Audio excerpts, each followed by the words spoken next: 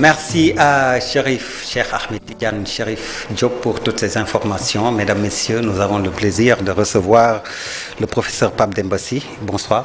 Bonsoir. Vous êtes le coordonnateur des assises de la gauche plurielle. Et le week-end dernier, vous avez tenu des assises, précisément les 5 et 6. Peut-être une question pour provoquer, avant les vraies conclusions, ou la totalité des conclusions. La principale que certains se demandent, c'est la gauche plurielle. Aura-t-elle un candidat pour l'élection présidentielle de 2024, professeur? Merci beaucoup. Merci d'abord de m'avoir invité à Soir Info, pour me permettre de parler de la gauche. Effectivement, je suis coordonnateur de la gauche, c'est-à-dire je suis là qui, avec mes collaborateurs, a organisé ces assises de la gauche plurielle. Alors, pour cette première question, avant de répondre directement, je dois dire que lorsqu'on a convoqué la gauche plurielle, il y avait plusieurs objectifs, n'est-ce pas? Et on avait prévu de discuter de la situation nationale et de l'élection présidentielle. Il y avait une commission de travail qui avait été mise en place. Et cette commission de travail a discuté le samedi et le dimanche. Et il s'est trouvé qu'il y avait une différence de position. Pour résumer, parce qu'il y a plusieurs nuances, certains étaient pour une candidature de Benno Bokk Yakaar, alors que d'autres étaient pour une candidature de la gauche plurielle. Ce qui veut dire qu'il n'y a pas eu de consensus sur la question. Et ce qu'on a décidé, c'est de mettre en place un comité de suivi qui, dans quelques jours, va délivrer les conclusions définitives sur cette question. Alors dites-moi, professeur, très rapidement, au-delà de la conclusion concernant le candidat à l'élection présidentielle, quelles sont les autres conclusions? Ça ne devait pas être très facile quand on sait que la gauche, à un moment, a beaucoup pesé dans la vie politique de cette nation, mais il faut reconnaître qu'il y a eu éparpillement des forces et puis donc une faiblesse à peser sur le landerneau politique. Mais c'est cela qui nous a poussé à organiser les assises de la gauche. Je dois, avant d'ailleurs de vous répondre, parce que j'ai ici avec moi la résolution finale, dire que c'est un processus qui dure depuis septembre 2022, après les différentes élections, après les situations qui ont eu lieu en mars et tout cela. Au niveau de la CDS, nous nous sommes dit il faut qu'on essaie de rencontrer toutes les forces de gauche et de discuter avec.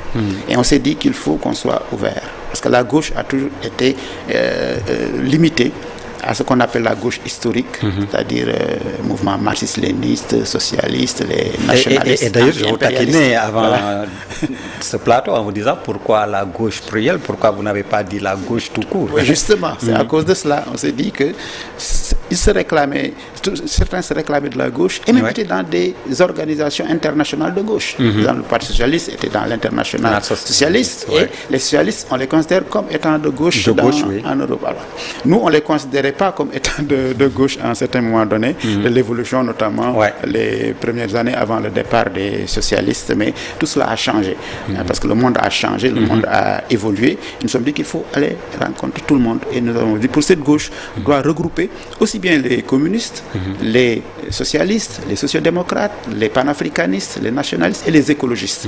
Voilà. Et il y a plusieurs nuances d'ailleurs, il y a certains qui se disent qu'ils sont plutôt centre-gauche, etc. Nous prenons en compte tous ces éléments et nous sommes allés les rencontrer un à un. Donc ça a duré de septembre 2022 à février 2023. Et c'est le 4 février 2023 qu'on a organisé la première rencontre des parties prenantes. Et nous étions seulement 14 à ce moment-là. On a lancé un appel et 28 organisations ont signé l'appel. Et aujourd'hui, on est à 36 organisations et il y a d'autres qui frappent à la porte. Mais il faut dire que pour nous, il ne s'agit pas seulement d'organisations, mais aussi les individus peuvent être membres de la gauche plurielle dans les organisations, les associations, les syndicats. Vraiment, tous ceux qui considèrent que la gauche plurielle peut peut être un lieu d'identification pour eux. Je crois, nous sommes ouverts à tout cela.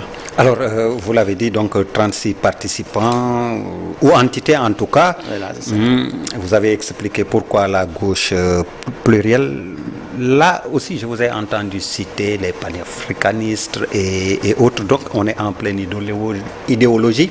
Et justement, professeur, peut-on faire actuellement de la politique au Sénégal sans idéologie? Parce que ce qu'on voit ressemble à du soupe kanye, des coalitions où on retrouve des extrêmes et on ne comprend plus. Donc, est-ce qu'il est encore pertinent même de parler d'idéologie dans la politique ici au Sénégal?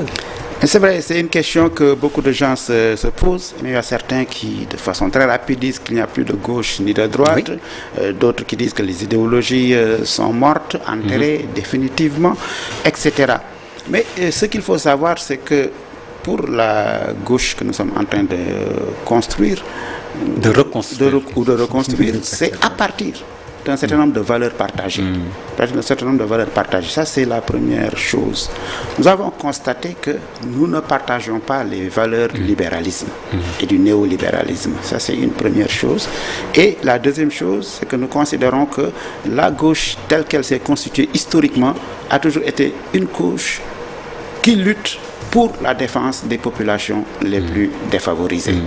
Nous avons considéré que cette gauche est fondée sur la générosité, le refus de l'oppression et de l'exploitation, l'humanisme, l'égalité, qui est un élément central dans les valeurs de la gauche plurielle, n'est-ce pas? Et ce sont ces valeurs mises ensemble que nous retrouvons dans les différentes gauches qui existent au Sénégal. Et nous sommes dit, pourquoi pas ne pas regrouper toutes ces gauches, essayer de voir ce qu'on peut faire. Ça, c'est une première chose, s'il vous plaît.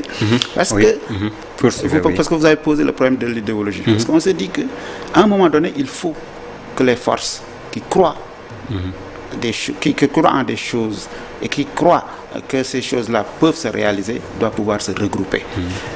Les libéraux certainement vont se regrouper, d'autres aussi certainement vont se regrouper, et la gauche a dit pourquoi pas ne pas se regrouper. Parce que si on compte le Parti socialiste, la gauche a été au pouvoir de 1960 à 2000, n'est-ce pas? Exactement. Et ensuite la gauche a participé au départ d'Abdou Diouf, au départ également d'Abdoulaye Wade, et a participé à divers gouvernements.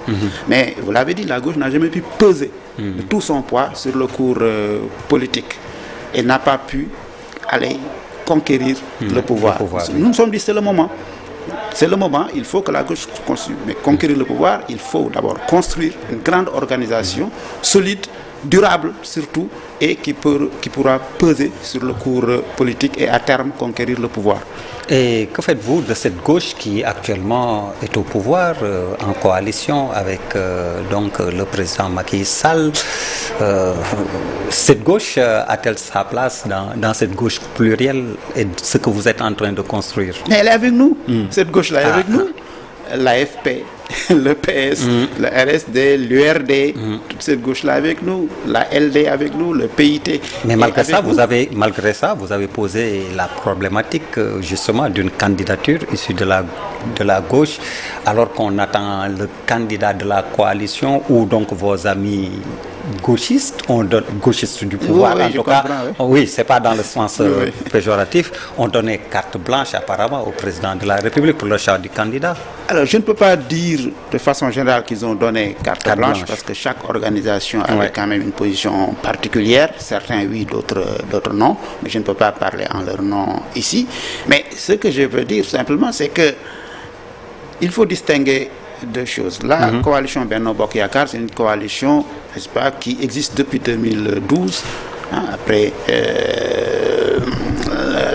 l'élection, entre les deux tours d'ailleurs, de l'élection présidentielle, et depuis lors, cette coalition existe, est une coalition essentiellement électorale, n'a pas pu devenir une coalition politique, n'est-ce pas, essentiellement électorale, et si des partis à un moment donné trouvent que leurs intérêts convergent électoralement, ces partis peuvent se mettre ensemble. Ensuite, la deuxième chose, c'est que dans ce processus actuel, il y a quand même un certain nombre d'organisations qui pensent que la gauche doit avoir son candidat. Alors que d'autres, qui sont toujours de gauche, pensent que la gauche n'est pas encore prête pour avoir un candidat et qu'il faudrait peut-être aller du côté d'un autre candidat. Alors, dans la logique des premiers cités qui pensent que la gauche devrait avoir son candidat, vous pensez à une recomposition de la gauche avec un grand parti de gauche, c'est envisageable? En tout cas, ce que nous avons décidé, c'est de créer une confédération des forces de gauche.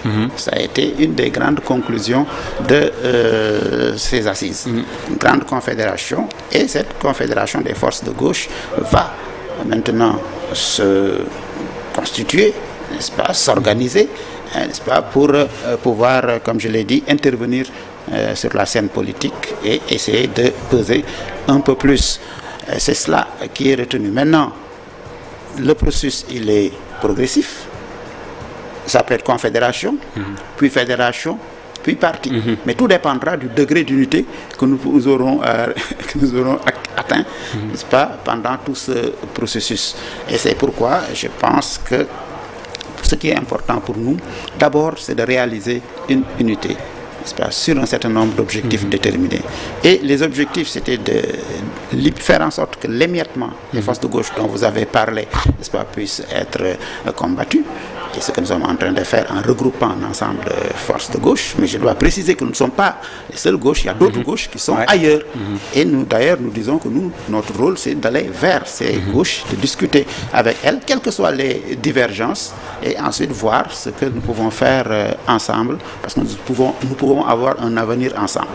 La deuxième chose que nous avons décidé, c'est comme objectif, c'est de constituer vraiment un bloc qui puisse jouer un rôle important dans la défense de la République et de la démocratie. Parce que nous avons constaté quand même qu'il y a beaucoup de dérives. Non seulement il y a des menaces sécuritaires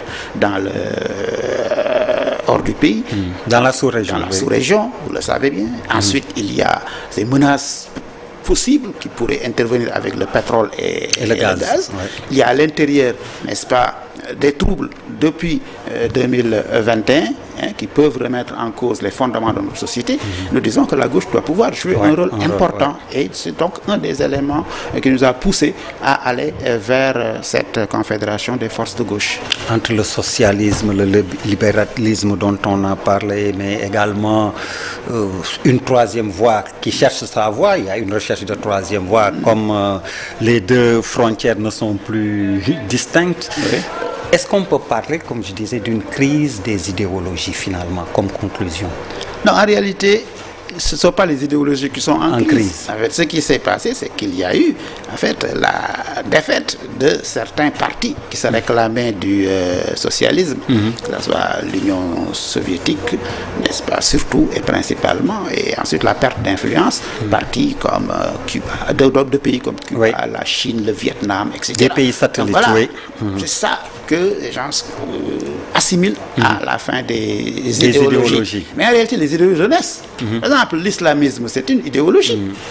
Les idéologies renaissent sous une autre forme. Le néolibéralisme est en train de se reconstruire, n'est-ce pas, de dégager de nouvelles perspectives. Donc les idéologies renaissent d'une certaine manière et nous nous sommes dit qu'il faut aussi que la gauche puisse pouvoir se positionner à partir des valeurs dont je viens de parler, qui finalement nous amènent à une idéologie de gauche. Et même l'idéologie de troisième voie qui fait son chemin en France et en Allemagne. Oui, bien sûr. Justement. Comme vous dites, oui. Et j'ajoute c'est pour vous conforter. Aussi le populisme. Oui, tout à fait, j'ai compris. Le populisme. Le populisme aussi, c'est l'idéologie. Exactement. De croire que ça va disparaître, c'est être naïf. Parce qu'en réalité, la nature a horreur du vide. Exactement. La nature a horreur du vide. Les idéologies peuvent revenir sous une autre forme. Est-ce que, et ça il faut qu'on en tienne compte. Mais nous disons que nous, ce que nous devons faire, c'est avoir une approche pragmatique des choses. Nous sommes dans un pays sous-développé, dans un pays particulier où il y a, n'est-ce pas, la ceinture de feu. Il y a la ceinture de feu. Mais à l'intérieur, il y a un équilibre qui a toujours eu lieu, n'est-ce pas, entre les confréries, entre les religions, entre les ethnies, etc. Et il faut qu'on travaille à réaliser cela. C'est de bâtir l'état de droit, bâtir en fait une république démocratique où tout le monde pourra trouver sa voie et faire en sorte que toutes les libertés, quelles qu'elles soient, puissent être respectées.